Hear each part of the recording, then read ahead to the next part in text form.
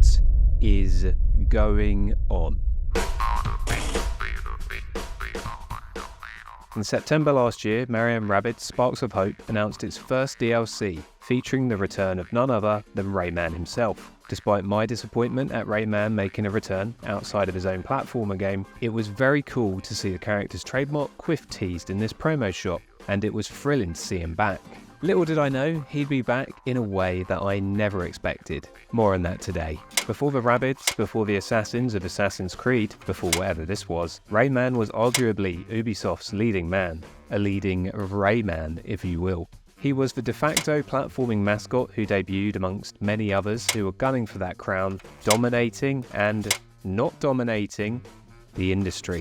Rayman was designed to be a 2D platformer character, with arms and legs that would carry him high with jumps and allow him to catch onto ledges. This continued Turner Broadcasting show Game Tap actually showed off some of the character's original concept art during its run that highlighted this original design for the character, where he did in fact have arms and legs. Technology wasn't ready for this, and complications rendering the character on consoles meant that the character's limbs ended up needing to be removed, and like most good creative endeavours, a mistake ended up being the character's most defining quality. Rayman's hands, feet and even his head float around his body, and this really made the character stand out to me the first time I saw him. Rayman's a being of an unknown race, with ever so slightly human features. He's got large toon-like eyes and an even larger round nose, which has been displayed beautifully in 2D and 3D over the decades. Look at the polygons on that. As for his fashion, Rayman's a pretty casual guy. In all of his designs over the years, he's frequently shown wearing some kind of purple outfit, usually accompanied by a white ring on the chest. There's usually red thrown into his colour palette too, via another clothing accessory, and he also tends to wear a pair of yellow trainers, along with a pair of white gloves, which are basically a staple of classic cartoon characters. Now, as far as platforming characters go, Rayman is very much designed with the job in mind. It's the hands. His lack of limbs allows him to extend his punches over long distances, and his quiff-like blonde hairdo, which strangely sometimes actually looks like it's part of his head, I don't have that problem these days, can also function as a helicopter, allowing him to hover and traverse longer distances. It doesn't make sense, but hey, he literally doesn't have limbs. Who's complaining?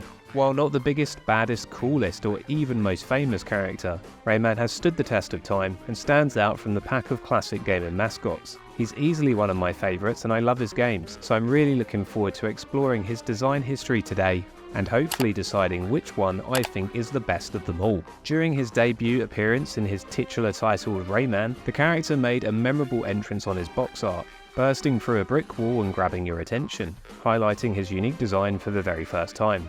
Rayman is a very friendly looking cartoon character here, boasting a cheeky smile under his giant nose and featuring big bulbous eyes above these. Perhaps more impressive than his debut look was the visual style that he was presented with in-game. The 2D platformer bolstered incredible 16-bit pixel art for its debut entry, with Rayman's large sprite taking up a lot of screen space. The size of his sprite is incredibly detailed and backs up his cartoon inspirations with a number of really strong animations that help make the character so charming. This version of the game would be ported to many different systems in the future, but perhaps most notably the Game Boy Advance. As a launch title for the handheld, it's the way I first played the game, and honestly, it still impresses me to this day just how remarkably this high quality art style translated from a console to a handheld platform. Long live high quality pixel art. Rayman was a hit.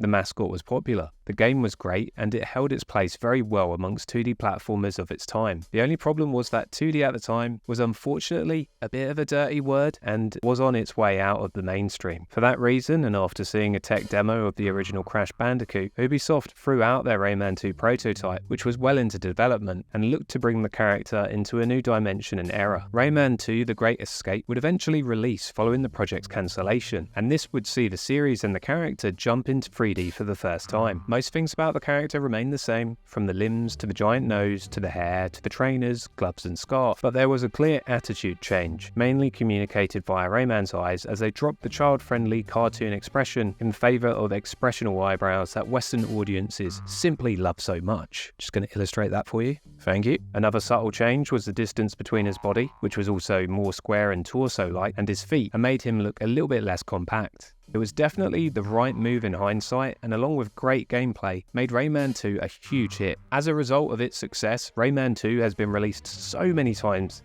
it's actually quite alarming. Most notable for me are the updated port named Rayman 2 Revolution for PS2, which upgraded the game to PS2 standards and better in line with its Dreamcast version, along with Rayman 2 Forever for Game Boy Color, which attempted to reimagine the game for the handheld. Either way, the same Rayman design appears, either scaled up or scaled down to better or worse graphic capabilities. The design from this game would also go on to star in its own animated TV series. Not really much to say about this one, it got cancelled pretty early on. Rayman looks like he did in 2, and the show itself borrowed a number of elements from that game. CG animation was more graphically advanced than the games were at the time, so this was the most Rayman had actually looked like his promotional render thus far. It's a cool little tidbit, but a bit of a weird blip on the Rayman roadmap, and perhaps displays how big Ubisoft really did want him to be at a certain point, and perhaps, with its failure, gives a little bit of an indication on why they might have given up on him. Weirdly, and I can't believe I'm saying this, it's also not the last time he's going to be in a TV show in this video. Yeah, with another console generation came further advancements in 3D graphic capabilities, and thus Rayman continued to evolve with it. Rayman 3 would continue to develop the previously established design with subtle yet similar changes. His hair for the first time looks a little bit more like hair and less of an extension of his head. The most effort at updating the design went into the removal of Rayman's neckerchief, which was replaced by a red hood. Let's face it, we all own hoodies, but we don't all own neckerchiefs. His trainers have also been updated, containing a bit more red and a spiral design across the shoe. This is the element of the redesign that stands out to me as over-designed or dated. It's from Crash Bandicoot's tribal tattoo era though, so I'm not going to complain too much. Similarly to how the Game Boy Color had handled Rayman 2, Rayman 3 also got its GBA treatment, and while there's no real difference with the design at its core, it's fascinating to compare this to the original game when you return to the 2D field of view. Rayman Raving Rabbids is a strange one, and it's not just because it's made up of characters who seemingly inspired the minions. Yes, this was a Wii launch title, a party game that featured Rayman going through a number of minigames that made use of motion controls, somewhat common knowledge now, but it did begin life as a 3D platformer. Beta footage of the game is out there and shows off how this control scheme was intended to be part of the core platform and action experience. Concept art even reveals that Rayman's girlfriend was going to be there as a damsel in distress. Nothing really notable about Rayman's design in this game, other than that in some depictions of promotional art he uses fingerless gloves. Could not tell you why. The game did add costumes to the mix however. There was Granny Rayman, Disco Rayman, Goth Rayman, and I shit you not, Gangster Rayman. Jesus Christ.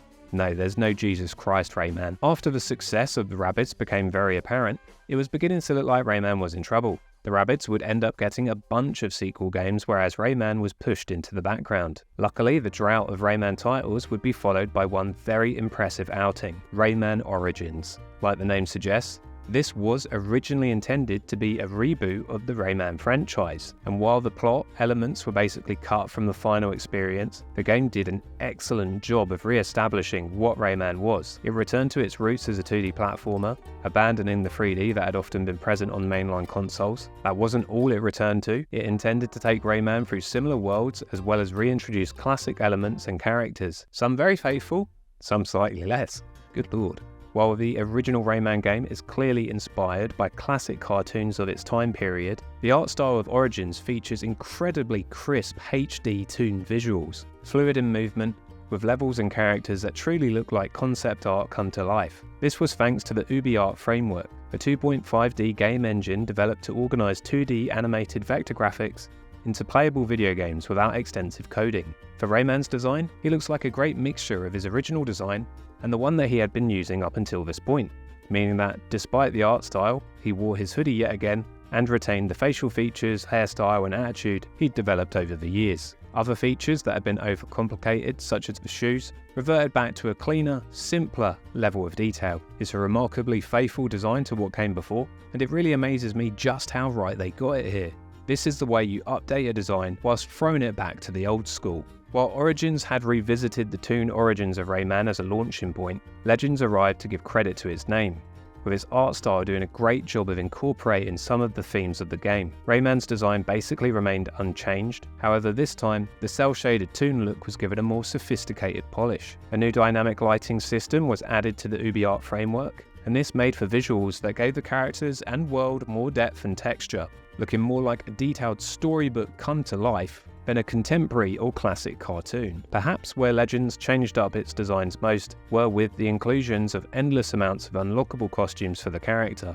Notable inclusions featured Assassin's Creed, Splinter Cell, and on Nintendo platforms, even Mario himself. Unfortunately, it's nearly 2024, and we've still not seen another Rayman game in this style. We've had plenty of mobile titles, which I considered not even mentioning out of spite, but Rayman Adventures does stand out for slightly giving him a new attire at least, though the red bandana, brown jacket and rest of the adventuring garb really does just feel like another costume from Legends. He would at least make another appearance as a guest character in the indie fighting game Brawlhalla, though really, I'm still seething that he didn't make it into Smash Bros. Ultimate, only appearing in the game as a PNG similar to this video. Here he used his contemporary design, but reimagined in Brawlhalla's signature hand-drawn style, with enlarged fists, feet and a chibi form factor. Check back soon for another video on chibi art styles across some of our modern releases. When Mario and Rabbids was announced for the Switch, it was pretty mind-blowing. The Rabbids were fun characters who had become stale and were always limited to minigame titles that were no longer setting the world on fire. The collaboration was such a pleasant surprise and perfect blend of franchises that when Rayman did eventually turn up in the DLC for sequel Sparks of Hope, that it just felt right. In the Phantom Show, the newest expansion reintroduces Rayman into a 3D title for the first time in over a decade, though this time regrettably in a strategy game rather than a 3D platformer. As for his appearance, the outfit worn last in Rayman Legends has very much been converted into glorious 3D with heightened level of detail. This detail extends very much to his hoodie. You can see the lines where the hoodie was sewn, for example, the plastic on the end of the hood's drawstrings, the glossy finish of the white circular emblem, and for the first time, we've got a large kangaroo pocket there to assumedly rest both of those limbless hands. His trainers have had a slight revamp yet again. We can see the heels are now purple, perhaps blending better with his colour palette than before, and they also resemble the trainer design seen in previous 3D game outings. It's the first time to my knowledge we've ever seen the irises of Rayman's eyes in this design before, showing off a gorgeous pair of browns. The renders for this game are simply incredible, and probably the best out of every single Rayman entry with ease. In the game itself, Rayman looks fantastic. Getting this design done right was very important to the team. He looks exactly as he should, and it's a fantastic attempt at converting the character back into modern 3D. It feels like a real labour of love and respect to the character. While this is arguably Rayman at some of his design peak, the next entry is one I can't even believe I'm talking about. Captain Laserhawk, a Blood Dragon remix, recently dropped on Netflix, and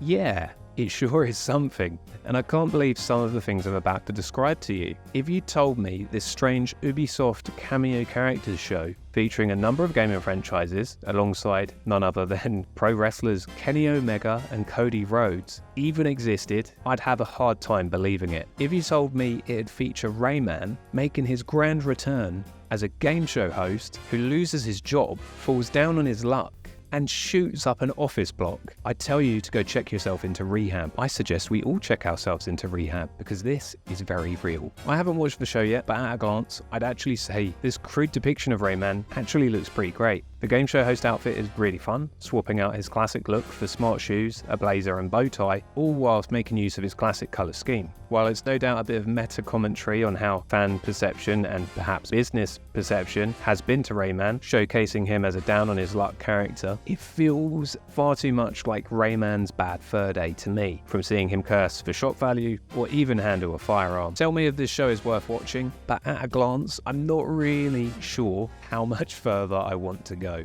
I can be probably convinced though. From my research, I will say that the mixed media approach to this show, and Rayman specifically, is very cool to see. The character really is showcased in a lot of art styles, old and new. Rayman's character design, for me, has always been really solid across the board, from his classic cartoon debut to a contemporary showcase of high quality animation and the best of 3D. All of these different designs are great for many different reasons, so it's really down to personal preference as to what you might be drawn to. For me though, Rayman's two most recent mainline games are easily the top tier designs for the character, with Rayman Origins slightly edging out Rayman Legends simply for doing it first and for that toon-like shading style. I totally appreciate what Legends did, but I loved how this version of Rayman felt like the original character modernised in the most faithful and organic way. Just enough of the elements that were added in sequels are included, such as the hoodie, and he's simply full of expressive character. I even based a whole Sonic redesign project around Rayman Origins art style as a basis. I love the UbiArt framework so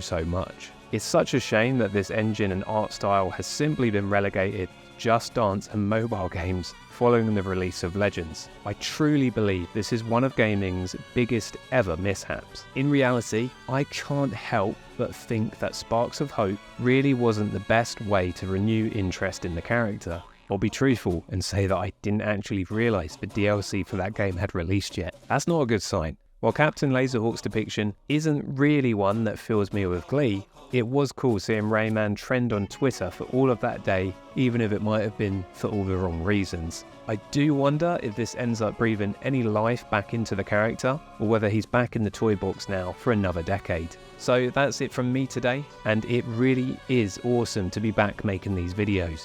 Are there any you want to see next? Let me know, and do tell me if you think there are any Rayman designs worth mentioning that I haven't brought up today. As always, these episodes take a huge amount of time and research and, quite frankly, editing and effort. If you're keen to help the channel build a more regular output that isn't dictated by an algorithm, please consider donating on Patreon. Big thanks as always go to my patrons, with special shout outs going to our producer Samston. Over at Patreon you get early access to my videos and a bunch of other extras.